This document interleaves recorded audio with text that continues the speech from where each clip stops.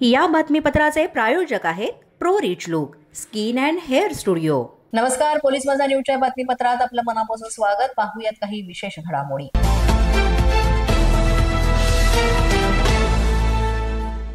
नाशिकच्या निफाड तालुक्यातील नांदूर मधमेश्वर परिसरामध्ये कुत्र्यानंच बिबट्यावर हल्ला केल्याची घटना घडली आहे। बिबट्यावर हल्ला केल्यानंतर कुत्र्यानं त्याला 300 मीटर पकडून आणलं। गांगुर्डे वस्तीवर कुत्रा आणि बिबट्याचा हा सगळा थरार रंगताना पाहायला मिळाला। यामध्ये आपण पाहिलं तर नेहमीच बिबट्या मानवी वस्तीत शिरून कुत्र्यांवर, जनावरांवर आणि माणसांवर हल्ले करताना आपण पाहायला मिळतो।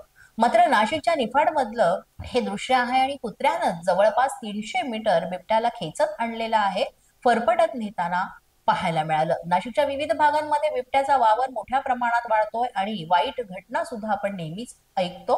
या सगळ्या परिस्थितीमध्ये बिबट्याकडून अनेकदा माणसांवर, जनावरांवर हल्ले केले जातात आणि मोठ्या प्रमाणात नुकसान होतं, यामध्ये जीवही जातात।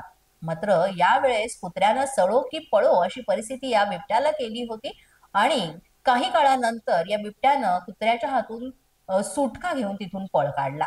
मात्र या संपूर्ण घटनेचा व्हिडिओ जो आहे तो सध्या सोशल मीडियावर चांगलाच व्हायरल झालेला पाहायला मिळतोय।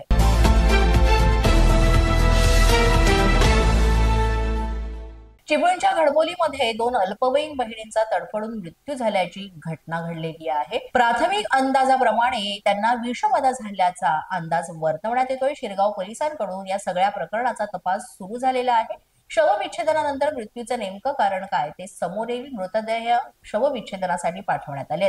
रात्री उशिरा ही घटना उजेडात आली। यामध्ये दोघी बहिणी सकाळी शेळ्या राखण्यासाठी गेल्या होत्या। दुर्गम सह्याद्रीच्या खोऱ्यातील आदिवासी आणि कातकरी या समाजातील ह्या दोघी बहिणी होत्या आणि त्या जेव्हा परत आल्या तेव्हा त्या सायंकाळी परत आल्यानंतर गोठ्याजवळ त्यांनी शेळ्या बांधल्या आणि त्यानंतर त्यांना अस्वस्थ वाटायला लागलं। बहिणीला मोठा आवाज दिल्यानंतर नेमकं काय चाललंय, आरडाओरड का करतात हे पाहायला आल्यानंतर त्यांचा मृत्यू झाला असं समजलं। मात्र हा मृत्यू कशामुळे झालेला आहे, नेमकं याचं कारण काय आहे, त्यांना विषबाधा झाली की कोणी घातपात केलाय, नक्की यामागचं कारण काय आहे याचा आता पोलीस तपास करीत आहेत।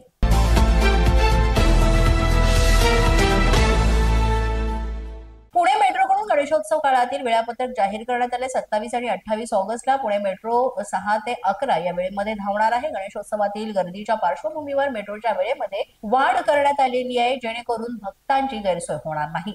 30 ऑगस्ट ते 5 सप्टेंबर पर्यंत पहाटे 6 वाजल्यापासून मध्यरात्री 2 वाजेपर्यंत मेट्रो धावणार आहे। मध्यवर्ती भागामध्ये गणपती बघायला येणाऱ्या भाविकांची गैरसोय होऊ नये म्हणून मेट्रोकडून हा निर्णय घेण्यात आलाय असं सांगितलं जातंय। पोलीस माझा न्यूजच्या बातमीपत्रात वेळ झाले एका छोट्याशा विश्रांतीची। पाहत रहा पोलीस माझा न्यूज। या बातमीपत्राचे प्रायोजक आहेत pro rich look skin and hair studio. विश्रांतीनंतर पुन्हा एकदा पोलीस माझा न्यूज मध्ये आपलं मनापासून स्वागत।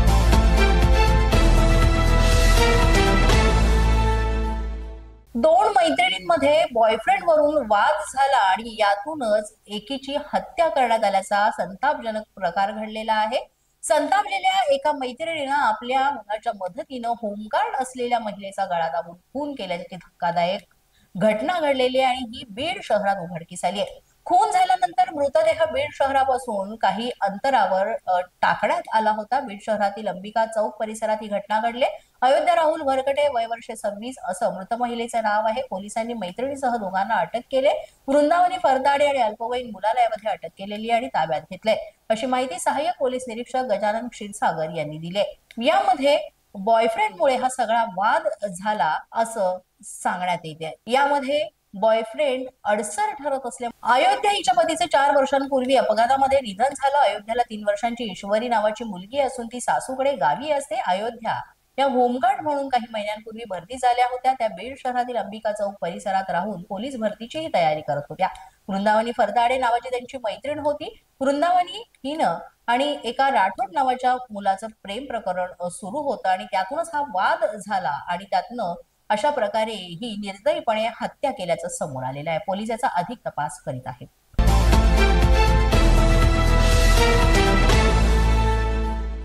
लोणवाडी इथं लंपी आजाराच्या प्रादुर्भावामुळे साधेपणानेच बैलपोळा साजरा करण्यात आलाय।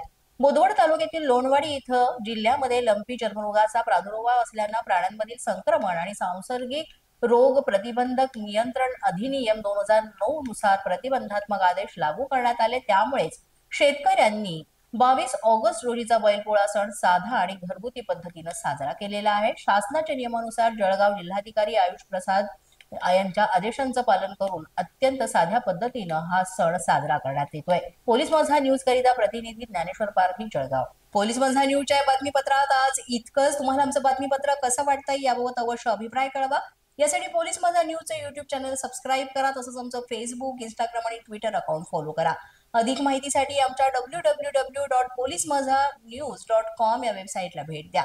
आमचे अधिकृत प्रतिनिधी व्हायचं असेल तर स्क्रीनवर दिलेल्या क्रमांकांवर आजच संपर्क साधा।